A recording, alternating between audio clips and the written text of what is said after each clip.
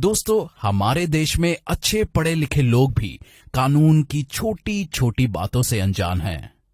इसी कारण एक इंसान को समस्याओं से जूझना पड़ता है और कभी कभी इतनी हानि उठानी पड़ती है जिसकी भरपाई करना बहुत मुश्किल हो जाता है। नमस्कार, मैं हूं प्रभात परवाना। कानून कवरेज के इस खास शो में आपका स्वागत है। मेरे साथ सीट पर हैं सुप्रीम कोर्ट के अधिवक्ता श्री आर.के. शर्मा जी। शर्मा जी कानून कवरेज सीरीज के लेखक हैं। यह पुस्तक श्री नरेंद्र मोदी एवं हाई कोर्ट व सुप्रीम कोर्ट के जजों द्वारा अनुमोदित है।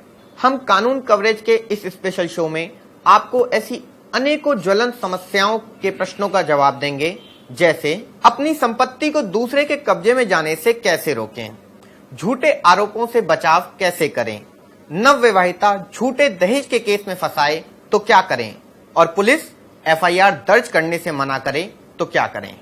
क्या मात्र आई लव यू कहना जेल जाने का आधार बन सकता है? लिव इन रिलेशनशिप कब लीगल मानी जाती है? क्या कोई रेप पीड़ित महिला 1 वर्ष बाद भी एफआईआर दर्ज करा सकती है?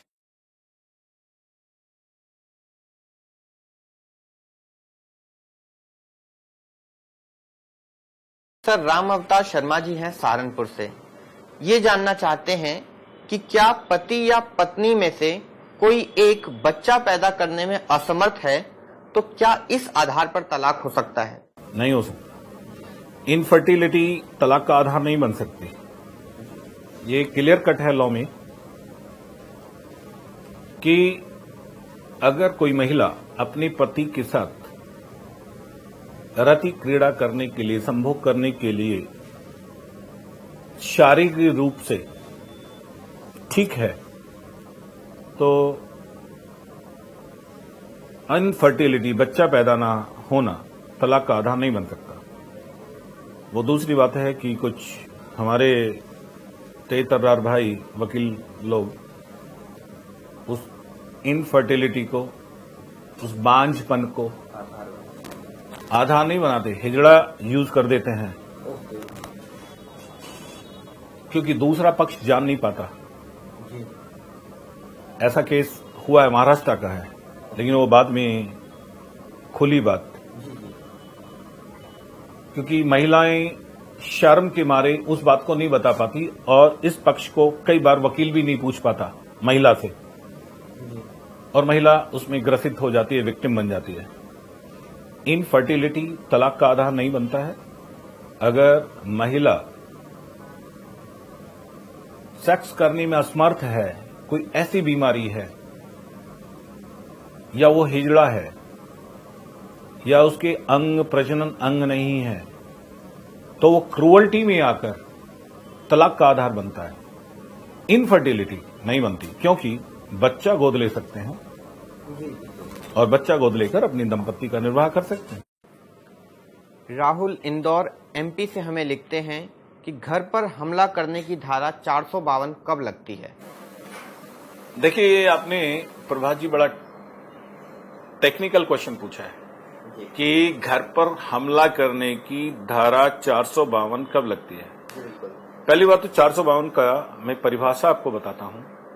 452 ये कहती है कि अगर कोई आदमी पूरी प्लानिंग से कोल्ड ब्लड में किसी के घर पर जाकर चोट पहुंचाने का, हत्या करने का प्रयास के लिए या गंभीर चोट पहुंचाने के लिए किसी के घर में जाकर अटैक करता है, तो 452 लगती है। नॉन बेलेबल है, उसकी जमानत नहीं है, जेल जाएगा। आप समझ रहे हैं ना मेरी बात? बिल्कुल बिल्कुल। लेकिन बात आती है ये कि ये कौन देखे कि उसने प्लानिंग की थी, ये कौन देखे वो कोल्ड ब्लड में था, ये कौन देखे कि वो बदला लेने गया था, वो कौन देखे वो जानबूझकर गया था। क्योंकि उसी के समानांतर 2 धाराएं और भी हैं, 448, 451। इसे एसएचओ ही बेल दे देता है, थाना इंचार्ज ही बेल देता है। तुम पैसे दोगे मुझे, 451 है, 448 लगा दूंगा और 323 लगा दूंगा, जमानत दोनों की यहीं से हो जाएगी। ठीक है? और नहीं तो मेरी मर्जी, 452 लगाऊंगा, कोर्ट के सामने पेश करूंगा, जेल भिजवाऊंगा। नहीं आई समझ में? बिल्कुल नहीं बिल्कुल clear। तीनों धारा घर पे हमला करने की है। 448 में भी घर पे हमला किया जाता है, 491 में भी घर पे हमला किया जाता है, 51 में भी घर में हमला किया जाता है, 452 में भी। 452 में। बस ये है कि 452 थोड़ा ये डिफर दिखा रही है कि भाई उसकी इंटेंशन प्री प्लान थी। प्री प्लानिंग से 452 में 452 लगाते हैं। कोल्ड ब्लड में प्री प्लान से वो मारने के लिए गया, उसे पीटने के लिए गया, चोट पहुंचाने के लिए गया है। ये कौन जाने प्री प्लान से गया है नहीं गया है। 448 और 451 में 452 डिफरेंस करना मुश्किल हो जाता है। प्री प्लान एक अंदर छुपा हुआ एक तथ्य है, उसको तो कोर्ट ही प्रूव कर सकती है ना। लेकिन पुलिस अपनी मनचाही, चाहे तो 448 लगा दे, चाहे तो 451 लगा दे। 448 से 451 लगाई तो जेल नहीं जाओगे, 452 लग गई तो जेल जाओगे। मैं कहां संकेत कर रहा हूं, आप समझ रहे हैं ना? मेरी मर्जी, मेरी मर्जी। तुमने फलां के घर पे हमला किया, उसको चोट पहुंचाई, 10 डंडे मारे, नील पड़ रहे हैं, ठीक है, 323 ही तो लगाएंगे, झगड़ा ही तो लगाएंगे, ठीक है।